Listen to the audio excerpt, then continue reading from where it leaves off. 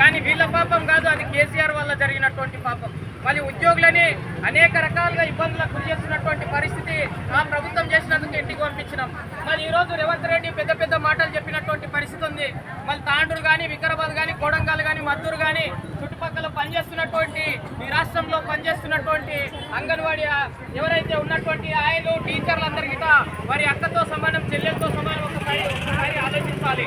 ఈరోజు ఒక ఎమ్మెల్యే 2,50,000 జీతం తీసుకుంటుందంటే వీళ్ళకి కనీసం రిటైర్మెంట్ అయితే కనీసం ఆయనకు ఏదైతే 2 లక్షలు, టీచర్లకు 3 లక్షలు ఇవ్వాలని మనం డిమాండ్ చేస్తున్నటువంటి పరిస్థితి ఉంది.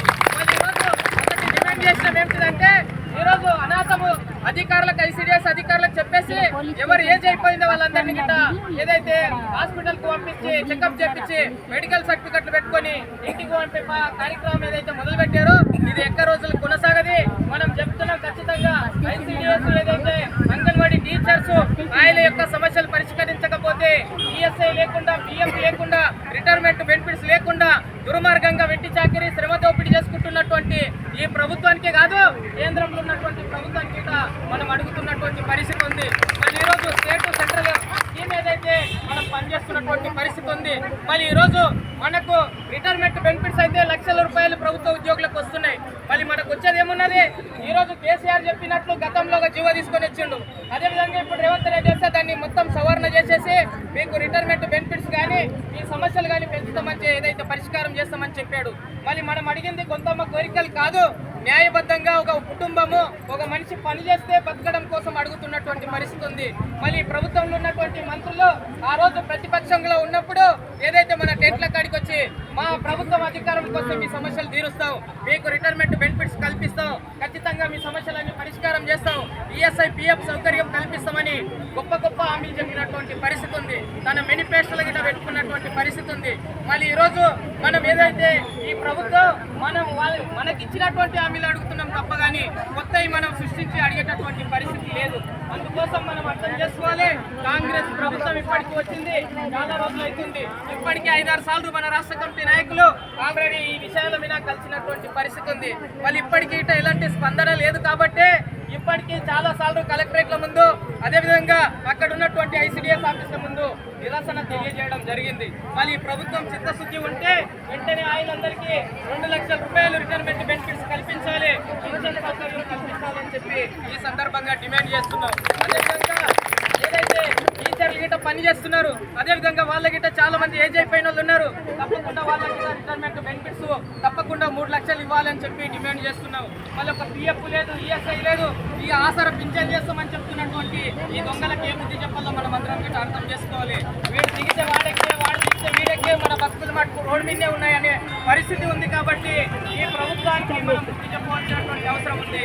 మనం అనుకోవచ్చు ఈరోజు మనం ఇంతమందిని ఇక్కడ వచ్చిన తర్వాత అరెస్ట్ చేసామన్నాం. ఈరోజు అరెస్టులు, కేసులు మొత్తం కావు. అందుకోసమే ఇప్పటికే అనేక అరెస్టులలో, కేసులలో ఆరితేరి ఉన్నటువంటి పరిస్థితి ఉంది. మనం ఒకటే గుర్తుపెట్టుకోవాలి, ఈ రేవంత్ రెడ్డి ఇక్కడ పోస్టింగ్ వచ్చి ఏదైతే ఇక్కడ ఏదో ఎవరో చనిపోయారు కాబట్టి ఏదో ఇది సంతాపం తెలియడానికి వస్తున్నటువంటి పరిస్థితి ఉంది. మనం ఒకటే చెప్తున్నాం, ఇప్పుడు 1000 మంది ఈరోజు రిటైర్మెంట్ బెనిఫిట్స్ ఇవ్వకపోతే 1000 మంది ఈరోజు తమ యొక్క పిల్లలు సాధేటటువంటి పరిస్థితి లేదు. ఈరోజు ప్రభుత్వ టీచర్లే, ఈరోజు ప్రభుత్వ ఉద్యోగులే తల్లిదండ్రులని మెడలు పట్టి బయటికి గెట్టేస్తున్నటువంటి పరిస్థితి ఉంది. ఆస్తులుండి ఈరోజు ఉద్యోగాలుండి ఆస్తులుండి అలాంటి వాళ్ళ పిల్లలే ఈరోజు తల్లిదండ్రులను పట్టించుకుంటలేరు. మళ్ళీ మనలాంటి వాళ్ళు, ప్రజలకు సేవ చేసిన వాళ్ళు, ఊరికి సేవ చేసిన వాళ్ళు, పిల్లలకు సేవ చేసిన వాళ్ళకు రిటైర్మెంట్ పని ఏదైతే బెనిఫిట్స్ ఇవ్వకపోతే మనం ఏ రకంగా జీవనం కొనసాగించాలని చెప్పి ఈ రోజు మనం అందరికీ అర్థం చేసుకోవాలి. ఈరోజు ప్రతి ఒక్క సమస్య ఐసీడీఎస్ లో ఉన్నది. ప్రతి ఆఫీసర్ వస్తే ఈరోజు చైల్డ్ మ్యారేజ్ అయితే పోలీసు వాళ్ళు వచ్చి అంగన్వాడీని అడుగుతారు, ఎంఆర్ఓ వచ్చి అంగన్వాడీని అడుగుతారు, ఈరోజు ఎంపీడీఓ వచ్చి అంగన్వాడీ వాళ్ళని అడుగుతారు, సెక్రటరీలు వచ్చి అంగన్వాడీ వాళ్ళని అడుగుతారు, స్పెషల్ ఆఫీసర్లు వచ్చి అంగన్వాడీ వాళ్ళని అడుగుతారు. ఎంత పనిభారం పెట్టారంటే ఈ ప్రభుత్వంలో ఏ కొత్త స్కీమ్ వచ్చినా, ఏ సర్వే వచ్చినా అంగన్వాడీలు తప్ప వేరే ఎవరు చేసే పరిస్థితి లేదు. కాబట్టి ప్రభుత్వానికి ఉంటే, రేవంత్ రెడ్డికి ఉంటే వీళ్ళందరికీ శ్రమను గుర్తించి నా అక్కల లాంటి వాళ్ళు, చెల్లెలు లాంటి వాళ్ళు అని చెప్పి వారి డిమాండ్లన్నీ గిట్ట నెరవేర్చవలసినటువంటి అవసరం ఉంది. ఏదో మనం బంజారాయిస్లో పోయి బంగ్లాలు అడుగుతలేం, ఎమ్మెల్యేలకు మంత్రులకు ఇచ్చినట్లు అడుగుతలేం. మనం అడుగుతున్నది ఈరోజు ఒక ఎమ్మెల్యే గెలిస్తే పిల్ల తరాన వాడు చనిపోయినంత వరకు 50,000 పింఛన్ ఇస్తుండు, మనకేమిస్తుండు 3 పింఛను, ఆసరా పింఛన్ తీసుకోమని చెప్తున్నాడు. ఈయన కాదు ఈరోజు ఈయన తాత ఇంకోటి సీఎం అయిన గిట్ట ఆసరా పింఛన్ అందరికి ఇవ్వాల్సిందే.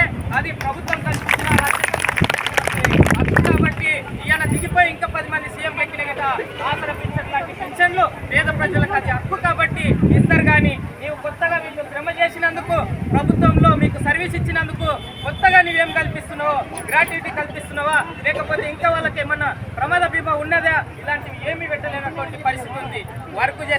ఏదైతే వర్క్ చేస్తే జీతము, లేకుంటే జీతం కట్టాలనేటువంటి పరిస్థితి ఉంది.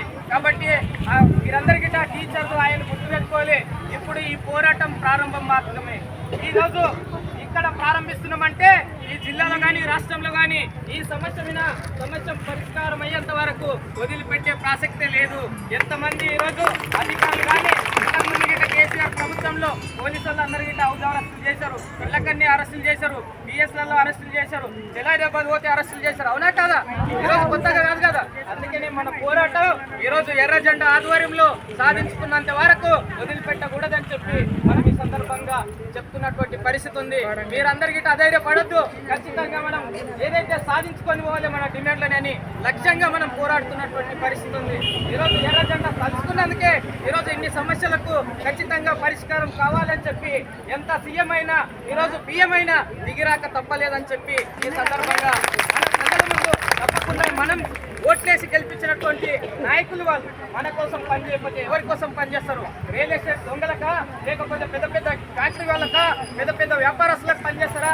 మనలాంటి గరీబోళ్లకు, మన పేద పిల్లలకు సేవ చేస్తున్నటువంటి వాళ్ళకి కాదా అని మేము అడుగుతున్నాం. అందుకోసమే ప్రతి డిపార్ట్మెంట్లో అవుట్ సోర్సింగ్, స్కీమ్ వర్కర్లకు కనీస వేతనాలు కానీ, కనీస ఏదైతే ఉద్యోగ భద్రత కానీ, ఈఎస్ఐ పిఎఫ్ కానీ లేనటువంటి పరిస్థితి ఉంది. కాబట్టి ఇప్పటికైనా ఈ ప్రభుత్వం చోయి తెచ్చుకొని ఇంతమంది ఆడపడుచులు రోడ్లు ఎక్కుతున్నారంటే గతంలో చంద్రబాబు నాయుడు ఏ రకంగా అయితే గుర్రెలతో దక్కిస్తే ఇంటికి పంపించినామో రేపు ఈయన గిట అరాచకాలు చేస్తే తప్పకుండా ఈయన గిట బుద్ధి చెప్పవలసినటువంటి అవసరం ఉంది. ఈయనను మనం గెలిపించిన